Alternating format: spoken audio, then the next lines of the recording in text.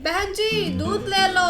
सुरेश भैया क्या बात है, अब और पहले वाले दूध में जमीन आसमान का अंतर है। पहले जब मैं 2 लीटर दूध लेती थी वह 2 दिन चलता था, मगर अब तो 2 लीटर दूध एक दिन भी बड़ी मुश्किल से चल पाता है। अगर ऐसा ही रहा तो मैं तुमसे दूध नहीं लूंगी, फिर मैं गणेश दूध वाले से दूध लिया करूंगी। सुना है उसका दूध बड़ा ही गाढ़ा होता है। अरे नहीं नहीं बहन जी, वह थोड़ा मौसम बदल रहा है इसलिए गैया पतला दूध दे रही है।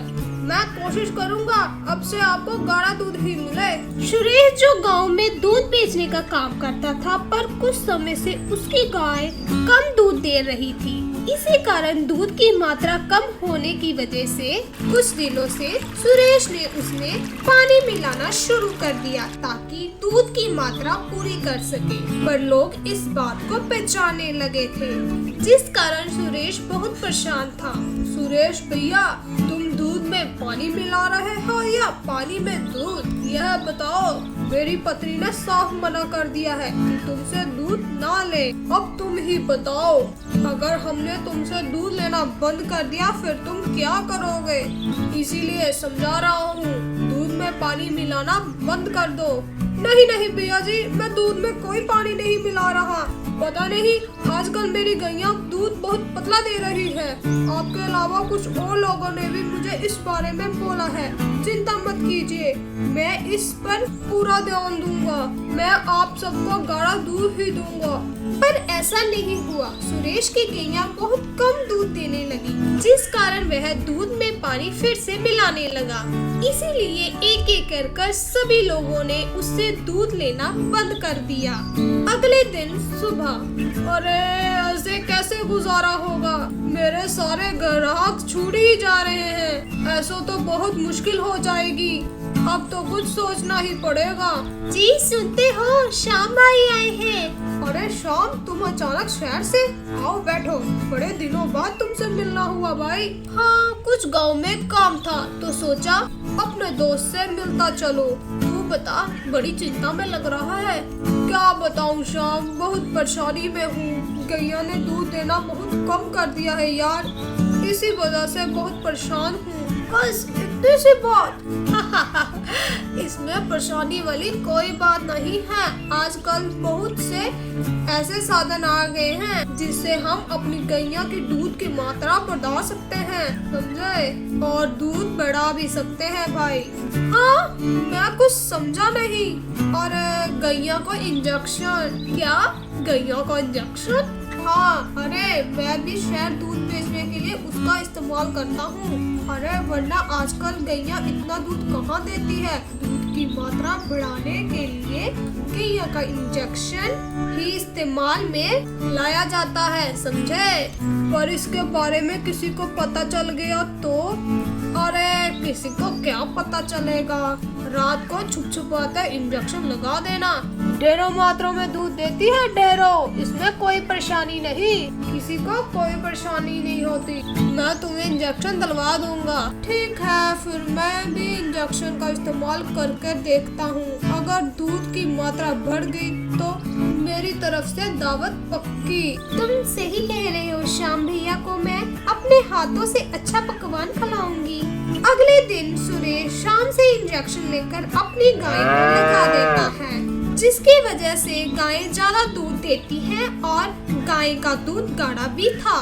इस कारण सुरेश को पानी नहीं मिलाना पड़ा और अब ग्राहक सुरेश से दूध लेने लगे थे और सुरेश ने अच्छी कमाई करनी शुरू कर दी। क्या बहन जी, अब तो दूध में कोई शिकायत नहीं है ना? नहीं नहीं भैया, अब तो दूध बहुत बढ़िया है, बिल्कुल भी पानी की मात्रा नहीं है। ठीक है बहन जी, अब मैं चलता हूँ। अब तो सुरेश रोजाना गाय को इंजेक्शन देने लगा और धीरे धीरे उसने इंजेक्शन की मात्रा बढ़ा दी, जिस कारण गाय ज्यादा दूध देने लगी। पर हर चीज की जरूरत से ज्यादा इस्तेमाल करना भी गलत होता है। यह बात लालची सुरेश नहीं जानता था। एक दिन, क्या बात है डॉक्टर मैडम, गांव में सब लोगों को पेट खराब की बीमारी हो रही है। ऐसा क्या खा लिया इन लोगों ने? चौधरी साहब जिससे भी पूछ रही हूँ उसका एक ही जवाब है, जब से लोग सुरेश से दोबारा दूध लेना शुरू किया है तब से लोगों का पेट खराब की बीमारी से जूझ रहे हैं। अरे डॉक्टर मैडम, दूध पीना तो सेहत के लिए अच्छा होता है। आप कैसे कह सकते हैं कि लोग दूध पीने से बीमार हो रहे हैं? चौधरी साहब, कुछ दूध वाले लालच में आकर अपनी गैया को इंजेक्शन देते हैं जो हमारे लिए बहुत ही हानिकारक है। मुझे तो ऐसा लगता है कि सुरेश गाय को इंजेक्शन देता है। तभी वहाँ सुरेश की पड़ोसन आ जाती है। चौधरी साहब, डॉक्टर साहब बिल्कुल ठीक कह रहे हैं। कुछ दिन पहले तक तो सुरेश की गाय ने दूध देना बंद कर दिया था, फिर हम लोगों ने गणेश से दूध लेना शुरू कर दिया था।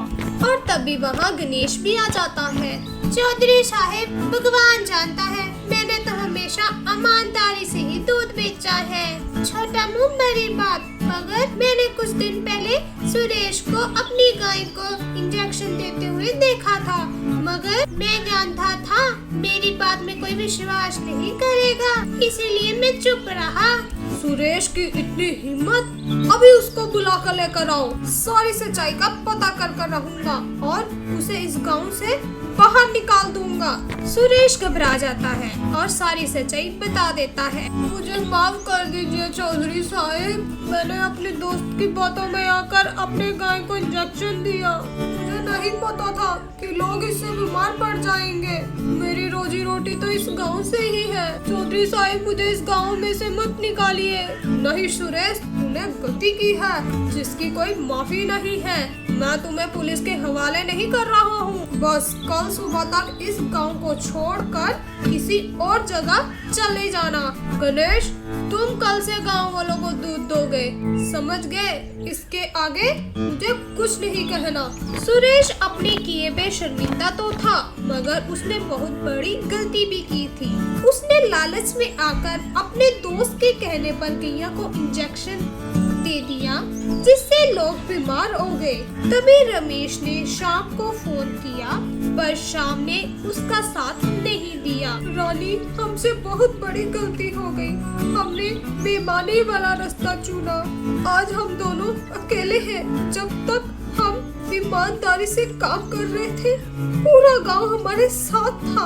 अब चाहे कुछ भी हो जाए, मैं हमेशा ईमानदारी वाला ही काम करूंगा। तुम्हारे साथ मैंने भी बेईमानी चुनी। सुरेश और उसकी पत्नी पछतावे के साथ दूसरे गांव में रहने के लिए चले जाते हैं। तो दोस्तों, आज की कहानी में बस इतना ही। आपको कहानी अच्छी लगी हो तो चैनल को जल्दी से सब्सक्राइब कीजिए और वीडियो को जल्दी से लाइक कीजिए।